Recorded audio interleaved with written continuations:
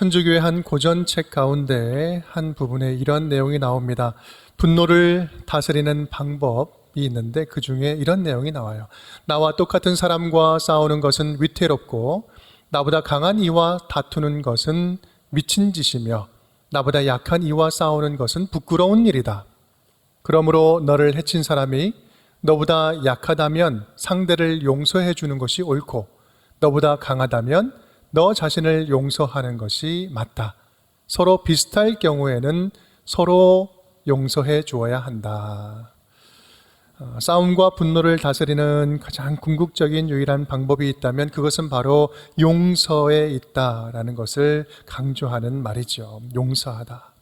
이 용서라는 것은 우리가 살면서 가장 필수적인 일이면서 동시에 또한 가장 하기 힘든 일이기도 합니다.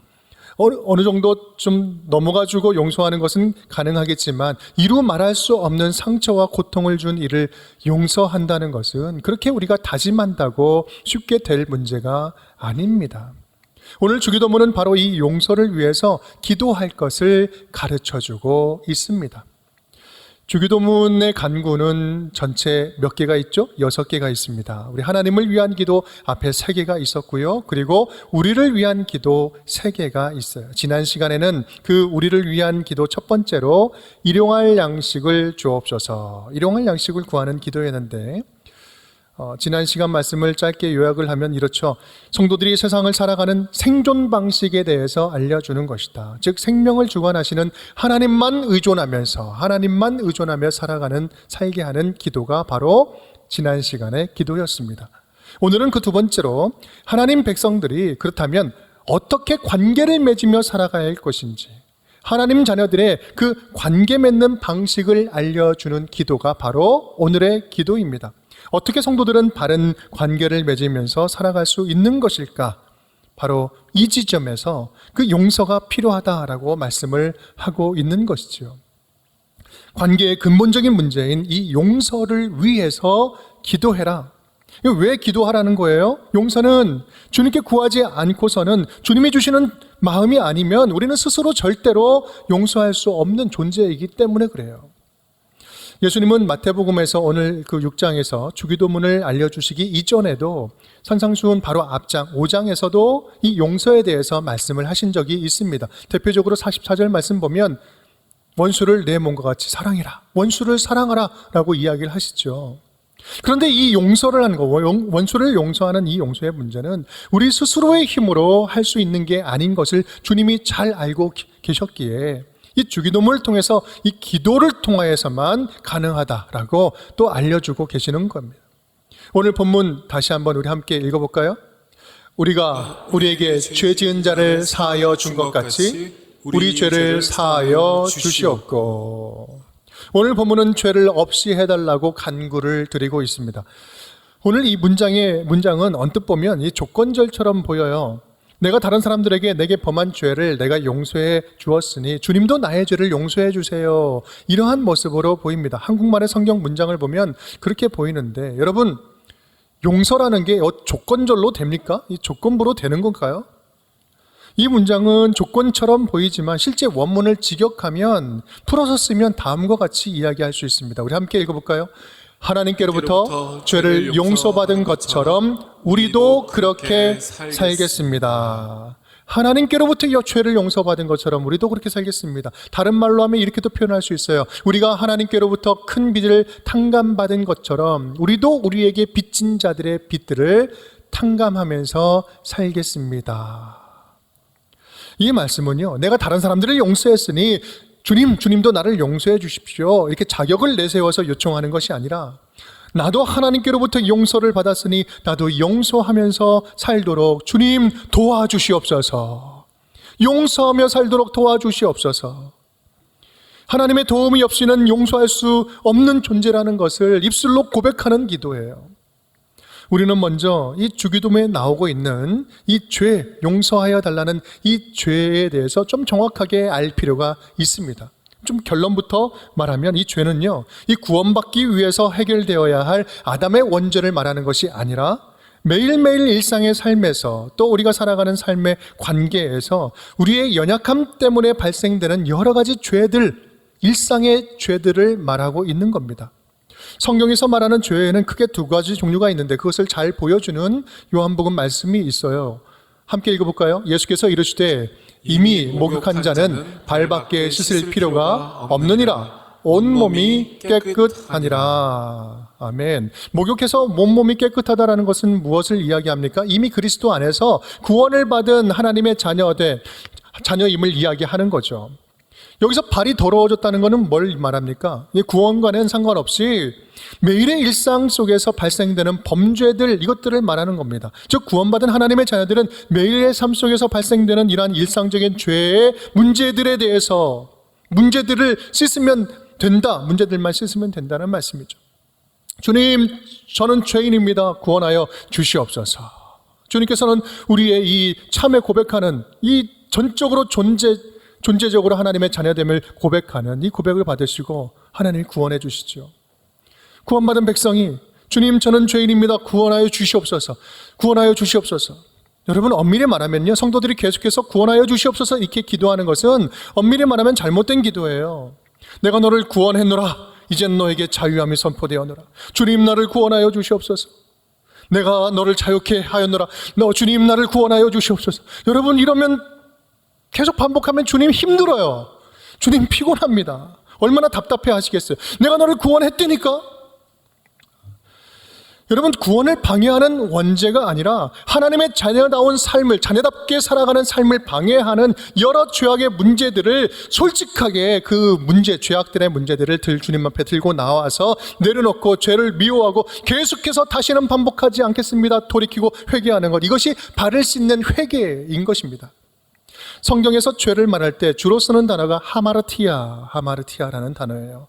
관역에서 벗어나다, 하나님으로부터 벗어난 것, 이것을 죄라고 이야기를 하죠. 근데요, 지금 이 본문에서는 하마르티아가 아니라 다른 단어를 쓰고 있습니다. 오페일레마라는 단어를 쓰고 있어요. 이 단어는 무슨 뜻이냐면 빚지다, 우리가 빚지다 할 때 빚 있잖아요. 빚. 이 빚을 이야기합니다. 그것도 복수형이에요. 빚들 말하는 것입니다. 풀어서 설명하면 우리가 살아가는 삶에서 매일매일 벌어지는 이 죄의 문제들, 좀 더 구체적으로 말한다면 갚아야 할 빚처럼, 우리가 갚아야 할 빚들처럼 해결해야 할 용서의 문제들을 말하고 있는 것입니다.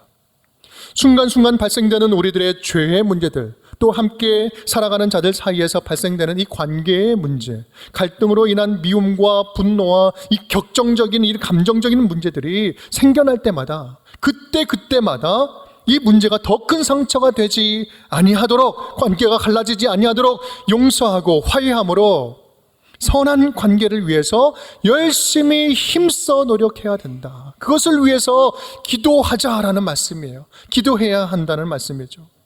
주님이 가르쳐 주시는 이 주기도는요, 이렇게 매일매일 관계 회복을 위해서 함께 매일매일 기도해야 한다라는 것을 강조하고 계시는 것입니다. 여러분, 반드시 갚아야 할 빚처럼 반드시 해결해야 할 이 관계의 문제를 두고 우리 주님께 매일 기도로 나아갈, 화해를 추구하는 우리 귀한 우리 운정의 모든 성도님들 될 수 있기를 주님의 이름으로 축복합니다. 우리는 성경적인 용서를 이야기할 때 또 하나 오해해서는 안 되는 것이 있습니다. 그것은 너무 용서하는 입장, 용서하는 측면만 또 강조를 하고 있는 것이죠. 왜 피해당한 쪽만 용서를 강요받아야 하는 건가 하는 문제인 것입니다. 여러분, 화해가 필요하다고 해서 무조건 용서해야 됩니까? 약간 질문이 이제 어려워지죠? 사실 용서는 누군가 옆에서 용서를 하십시오 권면한다거나 용서를 해야만 합니다 강요한다고 해서 될 문제가 결코 아닙니다. 누군가로부터 피해당하고 모함당하고 사랑하는 사람을 잃어버리거나 자신의 모든 것을 송두리째 앗아가는 그 원수를 용서한다는 것은요, 피해받은 당사자들에게 있어서는 피눈물 나는 고통스러운 문제들입니다. 쉽게 그 누구도 제3자가 쉽게 용서하십시오라고 이야기할 수 있는 게 아니에요. 용서를 주제로 한 영화 가운데 여러분 혹시 생각나십니까? 2011년도에 그 오늘이라는 영화가 있습니다. 송혜교가 이제 주인인데요. 이 영화는 이 용서라는 것이 얼마나 우리에게 쉽지 않은 일인지 어려운 일인지, 그리고 사죄 없는 용서가 얼마나 위험한 건지를 잘 이야기해주는 영화입니다. 줄거리를 간단하게 말씀드리면 이렇습니다. 이 주인공의 생일날에 약혼자가 안타깝게도 오토바이 뺑소니로 죽게 됩니다. 너무나 고통스럽고 너무나 아파요. 그런데 용서해주면 행복해질 거야 라는 생각으로 그 뺑소니 친 17세 그 소년을 용서해줍니다. 그러고 나서 1년 후에 이 다큐멘터리 작가였는데 1년 후에 용서라는 주제로 다큐를 찍는 중에 큰 충격에 빠지게 됩니다. 왜냐하면 자기가 용서해줬던 그 소년이 또 상습적으로 살인죄를 범했기 때문에 그래요. 그것을 알았어요. 얼마나 큰 충격에 빠졌는지 모릅니다. 그때 한 형사가 이렇게 이야기를 해요. 대책 없는 용서는 죄악입니다. 또 그 영화의 한 대사 중에 이런 대사가 나와요. 사과도 안 받고 한 용서? 그거 가짜잖아. 여러분, 많은 생각을 하게 하는 내용 아닙니까? 우리가 용서해야죠. 그런데 죄를 그냥 덮어두고 무조건 용서하는 것이 과연 성경적인 용서 맞습니까? 하나님이 우리를 대책 없이 용서하셨을까요? 여러분, 우리는 헷갈려서는 안 됩니다. 용서한다는 것과 죄의 문제를 가볍게 여기고 무시하는 것은 완전히 다른 거예요. 그렇습니다. 예수님은 십자가에서 조건 없이 우리를 용서하셨습니다. 그런데 그 용서가 효력이 발생되는 건 무엇 때문에 그렇습니까? 그 십자가에서 우리 죄를 대신 짊어지신 예수님과 함께 죄에 대해서는 죽는 처절한 회개가 필요한 거예요. 예수와 함께 죽고 예수와 함께 다시 살아나는 거 아니겠습니까? 삶의 유턴이 일어나는 거예요. 예수를 만나서 진짜 예수님의 그 용서가 효력이 발생되는 것은 나의 삶이 돌이키는 거예요. 다시는 죄를 범하지 않겠습니다. 완전한 비포와 애프터의 삶이 갈라지는 거예요. 내 삶의 주인이 바뀌는 거예요. 이제 예수 안에서 살아가는 거잖아요.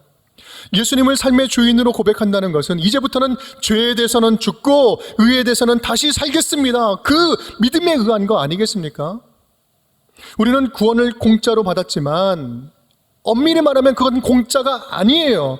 예수님께서 대신 죄값을 다 치르신 거예요. 예수님이 대신 치러주신 거예요. 그렇게 받은 구원입니다. 그렇다면 철저하게 회개해야죠. 철저한 회개를 통해서 십자가의 용서가 나를 살리는 용서가 될 수 있는 것입니다. 여러분, 분명히 기억하십시오. 회개가 없는 구원은 구원이 아닙니다. 회개 없는 구원은 없어요. 참회 없는 용서는 진정한 화해가 아닙니다. 그래서 용서는 누군가의 강요로 되는 일이 아니에요.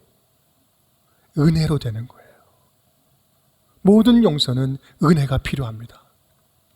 용서를 하는 것도 용서를 받는 것도 그 유일한 근거가 예수 그리스도의 십자가의 은혜를 근거로 용서를 하고 용서를 받아야 진정한 화해가 이루어질 수 있는 것입니다.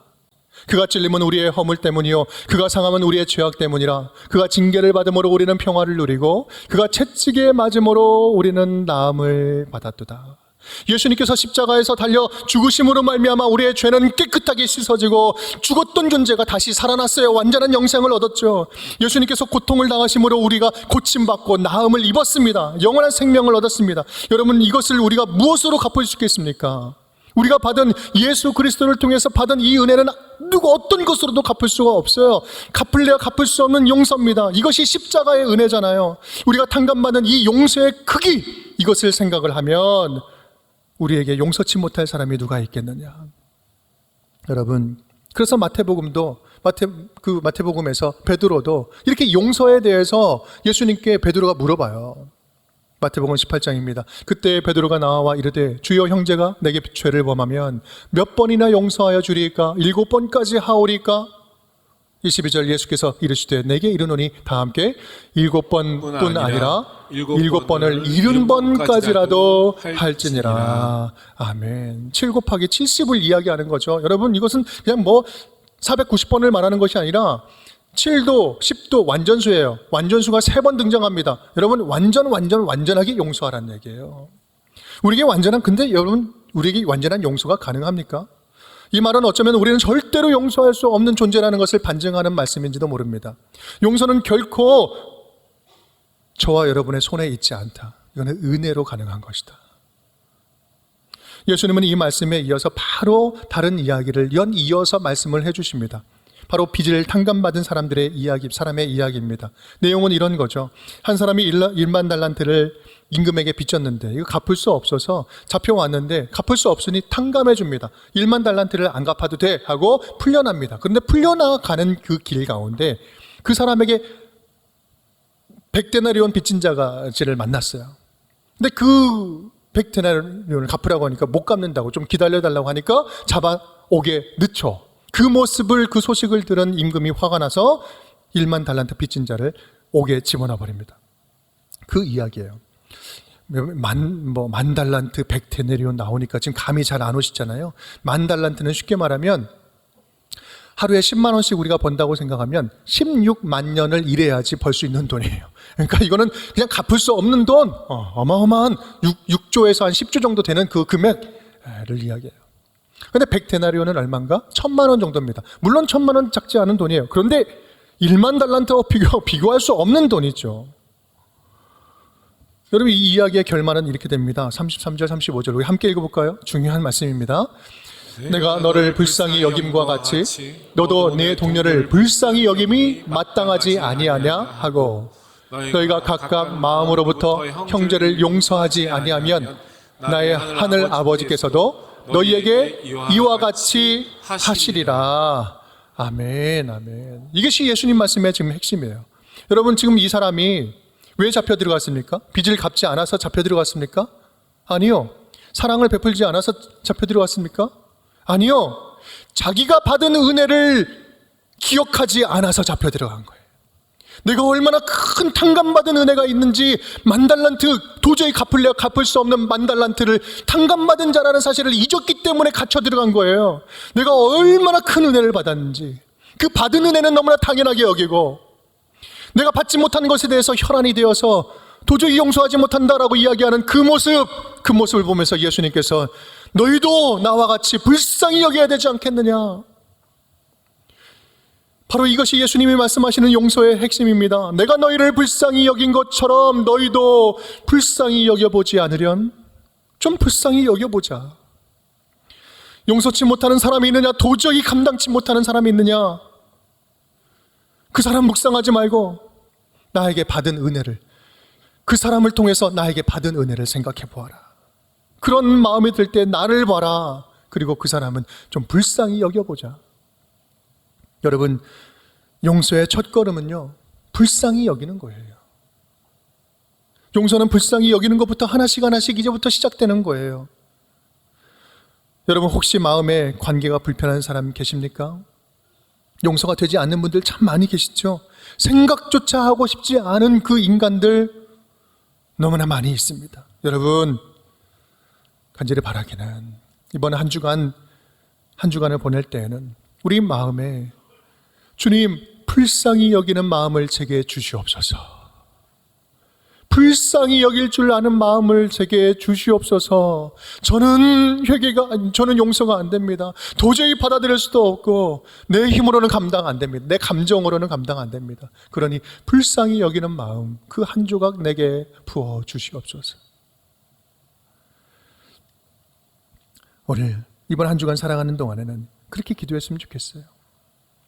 기도는커녕 그 사람은 생각하는 것조차 싫었다면, 그 사람의 행위나 성품을 인정하지는 않을지라도 용서하는 것까지는 아니어도 불쌍히 여기는 마음은 여러분 가능하지 않겠습니까? 하나님, 그 인간 얼마나 불쌍합니까?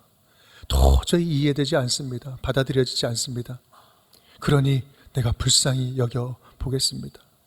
하나님, 주님께서 그 사람 보면서 주님 마음은 얼마나 더 아프십니까? 얼마나 회복되지 않고 반복적인 넘어지는 그런 모습을 보면서 하나님을 얼마나 더 슬퍼하십니까? 바로 여기에 용서하는 기도에 담겨져 있는 비밀과 같은 축복이 바로 여기에 있습니다. 우리가 사랑 관계를 회복하기 위해서 불쌍한 마음을 품고 기도할 때 우리의 마음의 시선은요, 그 대상을 향해 있다가 그 대상에서 떠나서 하나님으로 향하게 된다는 사실이에요. 불쌍히 여기는 마음으로 기도할 때 우리의 기도의 대상, 마음의 대상은 옮겨지기 시작하는 거예요. 우리가 누군가를 불쌍히 여기면서 기도할 때 그 사람을 묵상하지 않고 그 사람을 바라보시는 하나님을 묵상하게 된다라는 말씀입니다. 그런 의미에서 볼 때 용서는 누굴 위해서 하라고 하는 겁니까? 용서를 받는 사람이요? 아니요. 용서를 하는 사람을 위해서 용서하라라고 말씀을 하는 것입니다. 용서하지 못한다는 것은 어찌 보면 마음에 계속 그 사람을, 그 상황을 떠나보내지 못하는 거 아니겠습니까? 매일 회복되지 않는 고통스러운 관계를 가슴에 안고 묵상하면서 살아가는 거 아니겠습니까? 그런데 용서한다는 것은요, 그 사람을 더 이상 나에게 무거운 짐이 되지 않도록 떠나보내는 것, 그것을 의미하는 것입니다. 그래서 용서한다는 것은 자기 자신을 향해서 자유를 선포하는 거예요. 사랑하는 여러분, 오늘 우리의 고백이 좀 이러한 고백이 되었으면 좋겠습니다. 주님, 갚을래야 갚을 수 없는 그 하나님의 구원의 은혜, 그 감격적인 구원의 은혜를 기억하면서 나도 주님처럼 불쌍히 여기면서 살아보겠습니다. 예수님을 닮은 용서를 흉내내 보겠습니다. 그러니 주님 도와주시옵소서. 내 혼자 힘으로는 감정으로는 도저히 안 되는 것이오니 주님 도와주옵소서. 주님 용서치 못할 그 사람을 내가 묵상하지 아니하고 주님을 더욱 묵상하게 하겠습니다. 주님이 나를 용서하신 것처럼 나도 누군가를 용서하며 살게 하소서. 사랑하는 여러분, 지난 시간 일용할 양식을 구하는 기도가 우리의 생존 방식, 크리스찬의 생존 방식에 대해서 이야기를 해줄 것이라면, 오늘 용서를 구하는 기도는요, 하나님의 자녀들이 하나님의 자녀답게 어떻게 관계를 맺으면서 살아가야 되는지, 관계 맺는 방식에 대해서 알려주는 기도입니다. 여러분, 하나님의 관심은요, 우리들의 그 상한 마음, 상한 관계에 하나님은 시선이 머물러 있습니다. 우리는 모든 관계에 산산조각 나고 나 때문에 상처받든 말든 나는 예수 잘 믿고 천국 가고 나는 크리스찬이야라고 쉽게 이야기하는 이런 상황 속에서 주님께서는 진짜 크리스찬이라면 너의 기도, 매일매일의 기도에 관계를 위해서 기도하는 너의 처절한 기도가 필요하다. 너무 상한 관계에서 쉽게 생각하고 그냥 끊어내버린 세상 사람들처럼 똑같이 살아가는 그런 모습 내가 보면서 나는 가슴이 미어지게 너무나 아프다. 너의 능력으로는 당연히 안 돼. 그러니 나한테 기도해. 기도가 필요해. 그렇게 주기도문으로 알려주고 계시는 거예요. 아무 문제 없는 것처럼 모든 문제를 다 안고 살아가면서 아무 문제 없는 것처럼 살아가고 있는 모습 벗어버려라. 그것을 위해서 기도해라.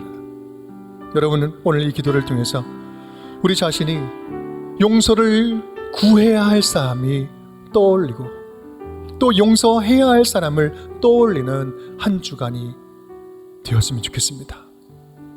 그래서 이 기도를 하면서 가능하면 먼저 용서를 구하면 좋겠고요, 지금도 여전히 불편한 그 사람을 위해서 불쌍히 여겨달라고 실제로 기도하는, 5분이라도 10분이라도 한 문장이라도 그렇게 기도하는 그런 한 주간이 되었으면 좋겠습니다. 그렇게 주기도문을 통하여 조금씩 성령께서 회복시켜 주시는 관계의 회복이, 오래 묵었던 관계의 온전한 회복이 우리 모든 운정교회 성도들에게 가득 차고 넘칠 수 있기를 주님의 이름으로 축복합니다.